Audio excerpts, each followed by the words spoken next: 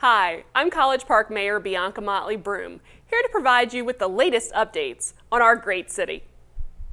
In early August, the Census Bureau made the decision to curtail in-person canvassing and self-reporting by 30 days. While we thought we'd have until October 31st to be counted, that deadline has now been moved to September 30th.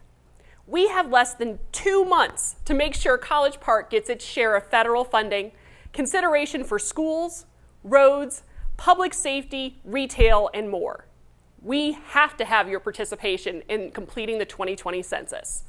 I know for most of us, this has been a difficult year with lots of issues to address.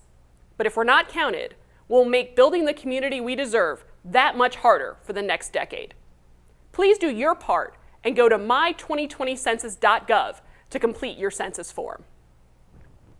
We recently hosted a strategic planning meeting with facilitator and College Park resident Adam Saslow to seek strategies to develop more effective ways to manage staff and launch city operations forward. This was more than just a discussion, as programs, standards, and policies were created to benefit city operations. It's great to break down challenges with new strategies. The community should ultimately expect more efficiency as a result of us taking on this endeavor. It will take some time to incorporate all the changes, but we're on the road to positive gains. Mayor and Council recently joined Director of Airport Affairs Gary Young, as well as other members of our staff, to tour the ATL SkyTrain feeder routes next to the car rental facility in College Park.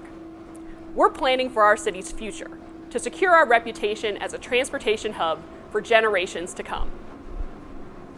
I was proud to represent College Park in a recent press conference hosted by the Georgia Municipal Association and the National League of Cities to discuss the economic effects of the COVID-19 crisis on Georgia cities.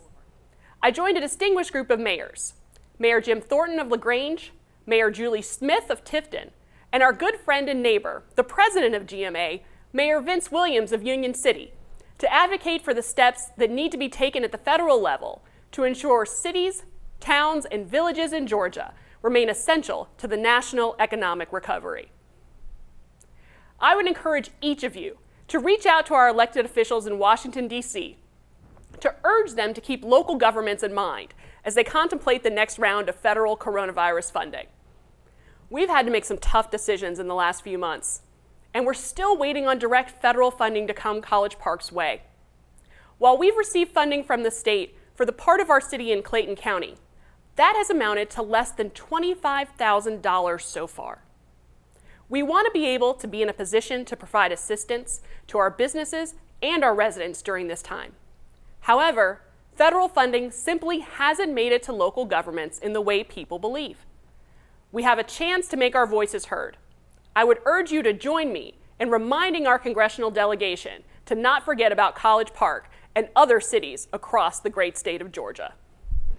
The City of College Park has partnered with new diagnostic labs for COVID-19 testing.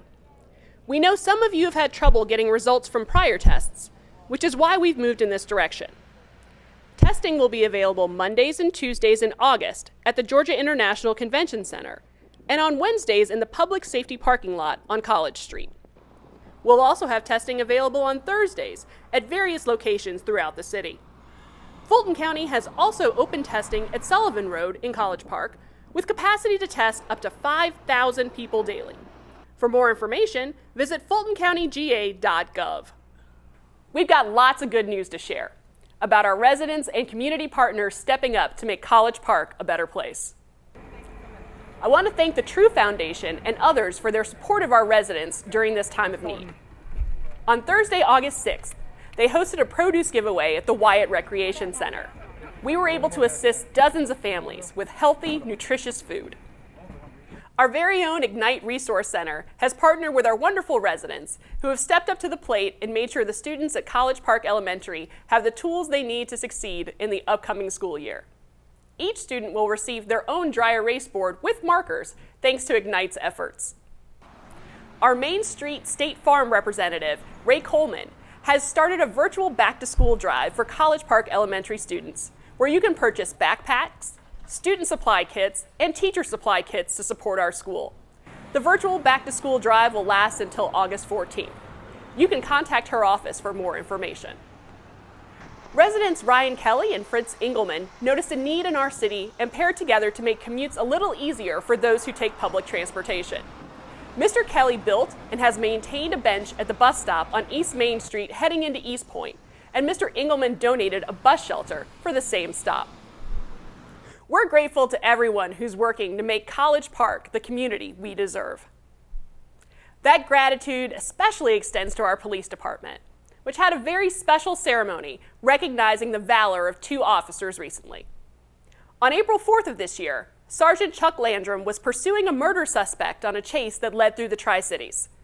When the suspect crashed his vehicle, he also fired a shot into Sergeant Landrum's vehicle. The bullet hit Sergeant Landrum in the neck. Thanks to the quick thinking of Sergeant Stephen Dunn and others on the scene, Sergeant Landrum was transported to Atlanta Medical Center, where he was treated for his wound, and he was back on the job several weeks later. Sergeant Landrum received a Purple Heart, and Sergeant Dunn received an award of meritorious service on August 6th. I hope you'll join me in thanking both men for their outstanding service to our city. Sadly, College Park recently lost a dedicated community member with the passing of City Solicitor Al Dixon, who passed away on Sunday, July 26th. Mr. Dixon enjoyed an illustrious career in law enforcement before gaining a law degree. I appreciated Al Dixon, who served as one of our municipal judges and officially became city solicitor in 2003. He was a highly decorated member of the legal community, and he will truly be missed by all. I appreciate your continued support of our great city. I'd also like to commend our city staff for your dedication in staying the course. Special thanks to our IT department with everything they've done recently to keep our city on the cutting edge of preparedness for any situation. You, the public, should expect greatness in this city, and we aim to deliver every single day. God bless you, and God bless the great city of College Park.